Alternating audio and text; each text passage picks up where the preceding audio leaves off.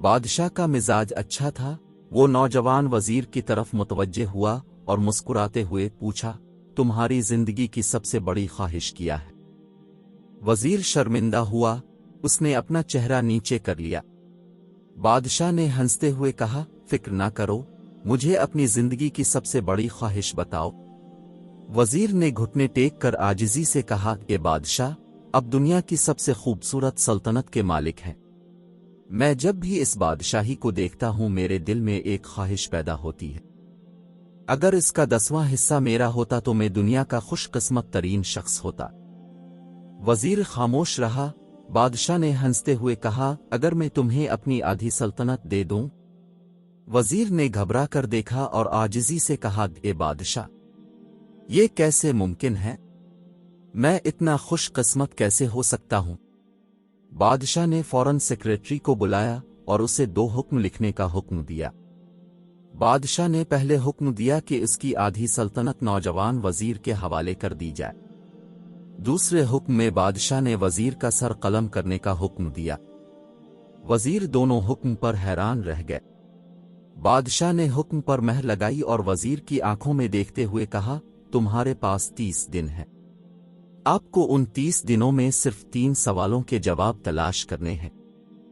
अगर तुम कामयाब हो गए तो मेरा दूसरा हुक्म मनसूख हो जाएगा और तुम्हें आधी सल्तनत मिल जाएगी, और अगर आप नाकाम हो गए तो पहला हुक्म मनसूख कर दिया जाएगा और दूसरे हुक्म के मुताबिक आपका सर कलम कर दिया जाएगा। वजीर की हैरत परेशानी में बदल गई। बादशाह ने फिर कहा, मेरे 3 सवाल लिख दो। वजीर ने लिखना शुरू किया। बादशाह ने कहा, इंसानी जिंदगी की सबसे बड़ी सच्चाई क्या है? उसने तवक्कुफ किया और कहा, दूसरा सवाल यह है कि इंसानी जिंदगी का सबसे बड़ा धोखा क्या है? उसने तवक्कुफ किया और फिर कहा, तीसरा सवाल, इंसानी जिंदगी की सबसे बड़ी कमजोरी क्या है? बादशाह ने फिर घंटी मारी और बुलंद आवाज से कहा, अब तुम्हारा वक्त शुरू हो रहा है। वजीर ने दोनों अहकामात उठाए और अदालत से भागा। उन्होंने आज शाम मुल्क भर से दानिश्वरों, अदीबों, मुफक्किरों और ज़हीन लोगों को इकट्ठा किया और उनके सामने सवाल रखा, लेकिन वो कोई राय कायम न कर सके। वजीर ने अगले दिन दानिश्वरों की तादाद बढ़ा दी, लेकिन नतीजा वही निकला। वो आने वाले दिनों में लोगों की तादाद में इजाफा करता रहा, लेकिन इसे कोई तसल्ली बख्श जवाब न मिल सका जब तक कि वो मायूसी के आलम में दारुल हुकूमत से बाहर ना चला गया। उसने पूरे मुल्क में सवाल उठाया, लेकिन तसल्ली बख्श जवाब न मिल सका। वो शहर से शहर और गांव-गांव फिरता रहा। शाही लिबास फटा हुआ था, पगड़ी ढीली करके गिले में लटका दी गई थी, इसके जूते फटे हुए थे और उसके पांव में छाले पड़ गए थे। यहां तक कि बैटिंग का आखिरी दिन आ गया। उसे अगले रोज अदालत में पेश होना था। वजीर को यकीन था कि ये इसकी जिंदगी का आखिरी दिन है। कल उसकी गर्दन काट दी जाएगी और उसकी लाश शहर के मरकजी पुल पर लटका दी जाएगी। वो मायूसी के आलम में दारुल हुकूमत की कच्ची आबादियों में पहुंचा। आबादी के सिरे पर भिखारियों की झोंपड़ी थी। वो गिरकर इस झोंपड़ी तक पहुंच गया। फकीर पानी में डुबोकर सूखी रोटी खा रहा था। इसी वक्त दूध का प्याला था और भिखारी का कुत्ता दूध पी रहा था।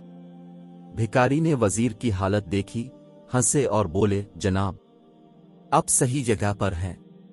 मेरे पास आपके 3 सवालों के जवाब हैं। वजीर ने हैरत से इसकी तरफ देखा और पूछा, तुमने कैसे अंदाजा लगाया कि मैं कौन हूं और मेरा मसला क्या है? भिखारी ने सूखी रोटी के टुकड़े प्लेट में रखे, मुस्कुराया, अपना बोरी उठाकर वजीर से कहा, उधर देखो, समझ जाओगे। वजीर ने नीचे देखा। बोरी के नीचे एक शाही चादर थी। ये वो लिबास था जो बादशाह अपने करीबी वज़रा को तोहफे में देता था। फकीर ने कहा, आलिया, मैं इस सल्तनत का वजीर भी था। एक दफा मैंने भी आपकी तरह बादशाह पर शर्त लगाने की गलती की थी, लेकिन अब नतीजा आप खुद देख ले। फकीर ने सूखी रोटी का एक टुकड़ा उठाया और इसे खाने के लिए दोबारा पानी में डुबो दिया। वजीर ने अफसुर्दगी से पूछा, क्या आपको भी जवाब नहीं मिला? फकीर ने हंसकर जवाब दिया, मेरा मामला अब से मुख्तलिफ था। मुझे जवाब मिल गया था। میں نے بادشاہ کو جواب سنایا۔ میں نے آدھی سلطنت کا حکم پھاڑ دیا۔ بادشاہ کو سلام کیا اور آ کر اس جھونپڑی میں بیٹھ گیا۔ میں اور میرا کتا دونوں مطمئن زندگی گزار رہے ہیں۔ وزیر کو حیرت ہوئی، لیکن یہ سابق وزیر کی حماقت کا تجزیہ کرنے کا وقت نہیں تھا، اس کا جواب تلاش کرنے کا وقت تھا۔ تو وزیر اینکر پرسن بننے کے بجائے بھگوڑا ہو گیا اور بھکاری سے پوچھا، کیا تم میرے سوالوں کے جواب دے سکتے ہو؟ فقیر نے ہاں میں سر ہلایا اور جواب دیا، میں پہلے 2 سوالوں کے جواب مفت دوں گا، لیکن تیسرے جواب کے لیے آپ کو پیسے ادا کرنا ہوں گے۔ وزیر کے پاس شرط قبول کرنے کے سوا کوئی چارہ نہیں تھا۔ اس نے فوراً اس بات میں سر ہلایا۔ فقیر نے کہا، دنیا کی سب سے بڑی سچائی موت ہے۔ کوئی شخص کوئی بھی ہو، وہ اس سچائی سے بچ نہیں سکتا۔ اس نے توقف کیا اور کہا، انسانی زندگی کا سب سے بڑا فریب زندگی ہے۔ ہم میں سے ہر ایک ابدی زندگی کے فریب میں ہے۔ بھکاری کے دونوں جواب ناقابل تردید تھے۔ وزیر عقیدت مند ہو گئے۔ اب اس نے تیسرے جواب کے لیے بھکاری سے شرط مانگی۔ فقیر نے ہنستے ہوئے کتے کے سامنے سے دودھ کا پیالہ اٹھایا اور وزیر کو دیا اور کہا، میں تیسرے سوال کا جواب اس وقت تک نہیں دوں گا جب تک تم یہ دودھ نہ پیو۔ وزیر کے ماتھے سے پسینہ ٹپک پڑا۔ اس نے بیزاری سے پیالہ زمین پر رکھ دیا اور وہ کسی قیمت پر کتے کا بچا ہوا دودھ نہیں پینا چاہتا تھا۔ بھکاری نے کندھے اچکا کر کہا، ٹھیک ہے، اب تمہارے پاس 2 راستے ہیں۔ تم انکار کر دو اور شاہی جلاد کل تمہارا سر اتار دے گا، یا تم یہ آدھا پیالہ دودھ پیو گے اور تمہاری جان بچ جائے گی اور تم آدھی سلطنت کے مالک بھی بن جاؤ گے۔ لیکن فیصلہ بہرحال اب پر ہے۔ وزیر مخمسے میں تھا۔ ایک طرف اس کی جان اور آدھی سلطنت تھی اور دوسری طرف کتے کا بچا ہوا دودھ تھا۔ وہ اس وقت تک سوچتا رہا جب تک جان و مال جیت نہ گیا اور عزت نفس ختم ہو گئی۔ وزیر نے پیالہ اٹھایا اور ایک گھونٹ میں دودھ پیا۔ فقیر نے ہنس کر کہا، بیٹا، انسان کی سب سے بڑی کمزوری خواہش ہے جو اسے کتے کا بچا ہوا دودھ بھی پینے پر مجبور کرتی ہے۔ یہ وہ سچ ہے جس نے مجھے بادشاہی کا حکم پھاڑ کر اس جھونپڑی میں بیٹھا دیا۔ میں جانتا تھا کہ میں جتنا زیادہ زندگی سے دھوکہ کھاتا رہا اور موت کو جتنا بھولتا گیا، اتنا ہی میں خواہشات کی دلدل میں دھنستا چلا جاؤں گا، اور مجھے ہر روز اس دلدل میں سانس لینے کے لیے خواہشات کا غلیظ دودھ پینا پڑے گا۔ تو میرا مشورہ ہے، زندگی کی یہ 3 حقیقتیں جان لے، اب کی زندگی اچھی گزرے گی۔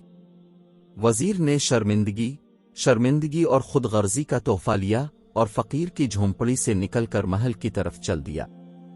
جو وہ محل کے قریب پہنچ رہا تھا، اس کی شرمندگی بڑھتی جا رہی تھی، اس کے اندر ذلت کا احساس بڑھتا جا رہا تھا، اور وہ اس احساس کے ساتھ محل کے دروازے پر پہنچ گیا۔ اس کے سینے میں خوفناک درد پیدا ہوا۔ وہ گھوڑے سے گرا، ایک لمبی ہچکی لی اور اس کی روح پرواز کر گئی۔